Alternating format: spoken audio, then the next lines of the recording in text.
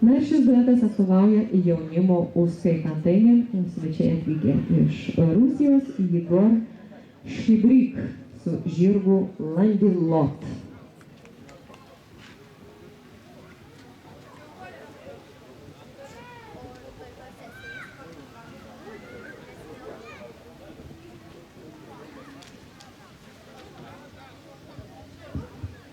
Žiūrovams noriu priminti, kad šiame konkūre, tai yra 2 fazių konkūre, dalyvauja jaunimas iki 21 metų amžiaus, raiteliai mėgėjai veteranai ir jauni žirgai, kurių amžius yra 5 metai ir jaunesni. Kliūčių aukštis yra 1,10 m.